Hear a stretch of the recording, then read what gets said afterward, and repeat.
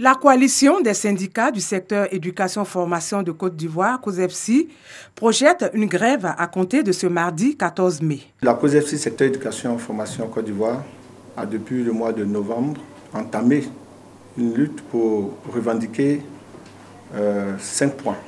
L'amélioration des indemnités de logement, la suppression des cours de mercredi, la revalorisation au double des indemnités liées aux examens de fin d'année, le paiement des 500 000 francs aux enseignants ex-contractuels et la réintégration du résiduel des 91 qui ont été radiés pour faire des grèves. Ces différents points de revendication ont déjà été portés à la connaissance du gouvernement. Un séminaire a été organisé à Grand Bassam du 10 au 13 avril 2019 avec l'ensemble des syndicats du sous-secteur éducation-formation, dont la COSEFSI, pour finaliser les négociations sur les différents points de revendication.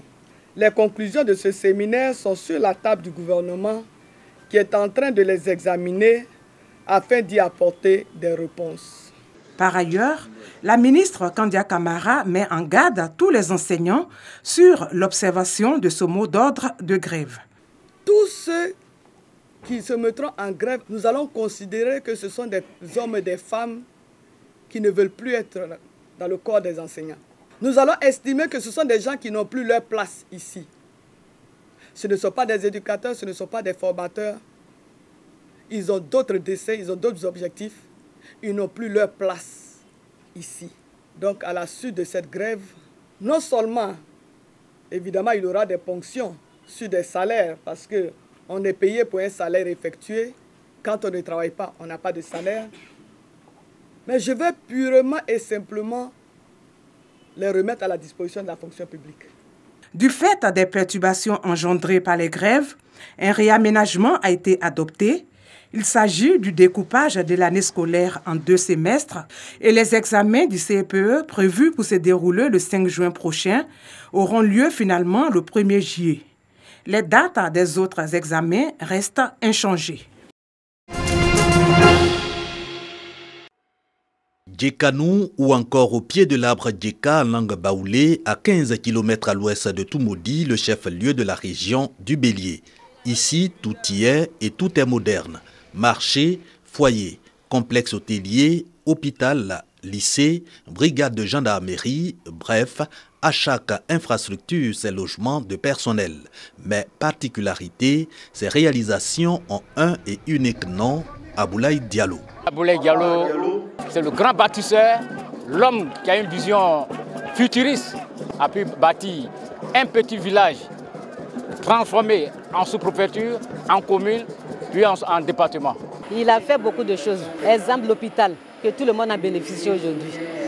C'est un homme au grand cœur, il est vraiment généreux et puis il fait beaucoup pour la population de Toumoudi, Djekanou. Tout commence au lendemain de l'indépendance par cette école primaire, la première de Djekanou. Aboulaye Diallo faisait ses pas aux côtés de feu le président Félix Houphouët-Boigny. De fil en aiguille, il transforme Djekanou en sous-préfecture, commune et enfin en chef-lieu de département. Même musulman, Aboulaye Diallo a bâti l'église catholique de Djekanou. Autrement dit, son parcours de bâtisseur s'accommode d'actions sociales, de quête de cohésion et de paix, illustration parfaite de l'oufouettisme. Toutes ces belles réalisations, c'est l'expression donc vivante d'un homme qui s'est complètement oublié et qui s'est mis au service de la collectivité. Que les enseignements de sagesse, de paix, de la vie d'Abdoulaye Diallo soient donc un modèle pour les jeunes générations. Je suis venu pour savoir quelles sont les faces cachées de l'homme qui lui ont permis de pouvoir être aussi une icône pour la Côte d'Ivoire. À 90 ans, Aboulaye Diallo peut se vanter d'avoir fait œuvre utile, lui qui est honoré de son vivant par sa famille, les populations de Djekanou et la nation tout entière, représentée par le chef de l'État, le président Alassane Ouattara.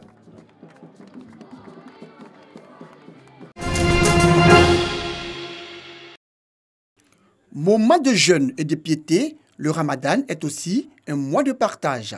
S'inscrivant dans cette dynamique, Le premier magistrat de la commune de Cocody, Jean-Marc Yassé, a offert une rupture collective à l'ensemble du personnel d'une radio confessionnelle islamique située dans la commune de Cocody. Une rupture collective pour apporter son soutien au personnel de cette radio qui, de jour comme de nuit, travaille d'arrache-pied pour le rayonnement de la communauté musulmane. C'est un sentiment de joie et surtout de remerciement, de reconnaissance à l'endroit de M. le maire. Il offre à la radio, à tout le personnel, disons, ce dîner après la rupture du jeûne. Nous lui disons merci, encore une fois merci. L'imam Sissé Djigiba, directeur général de la dite radio, a au nom du personnel témoigné sa gratitude au maire et à son conseil municipal pour cet acte social. Le Dieu, il est partout, c'est le même Dieu. C'est le même Dieu que nous prions, il faut avoir la foi. Il faut savoir ce que nous voulons faire et nous voulons donner de l'amour aux frères, aux uns, aux autres. Donc je suis venu aujourd'hui avec mon aîné, son éminence Sissé Djigiba, pour pouvoir rompre avec tous nos mamans al-Bayan, leur dire merci d'être avec nous, de nous accompagner dans leur foi, de nous accompagner dans toutes leurs prières. Accompagné d'une forte délégation, le maire et ses conseillers ont également offert la somme de 200 000 francs CFA pour soutenir l'opération Tempête Verte qui vise à mettre sur pied une télévision islamique, un projet qui tient à cœur à la communauté musulmane.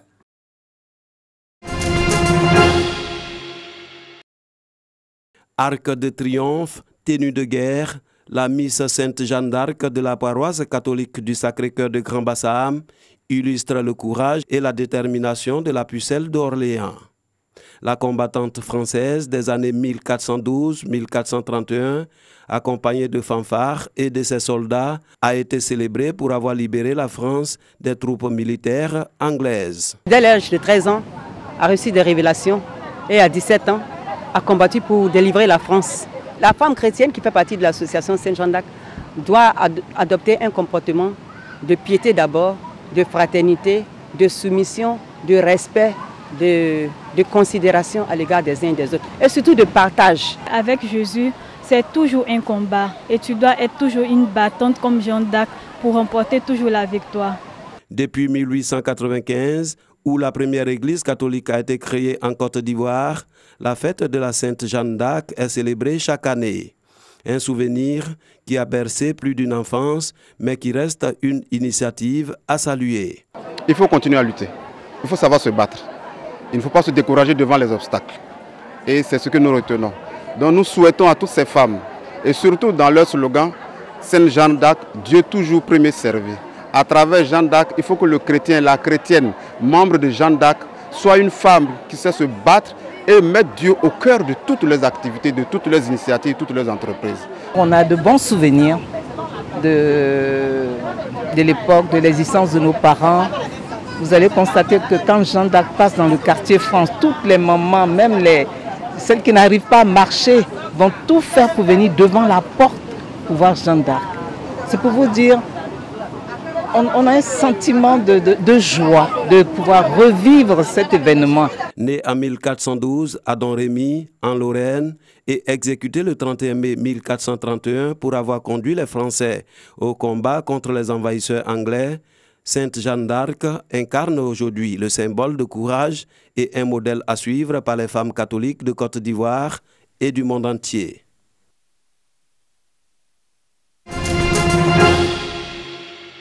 Selon des sources médicales et l'armée, 6 personnes ont été tuées dans des incidents lundi soir à Khartoum. Et ce, au moment où le conseil militaire qui assure l'intérim depuis la destitution du président Omar el-Béchir et les représentants de la société civile sont parvenus à une première salve d'accord portant sur la structure du futur gouvernement de transition. Les tensions ont commencé en fin de journée lundi, au moment où des groupes de manifestants qui convergeaient vers le sit-in ont été stoppés par les forces de sécurité. Durant la nuit, d'autres manifestants sont venus grossir les rangs de ceux qui occupent depuis le 6 avril les abords du quartier général de l'armée.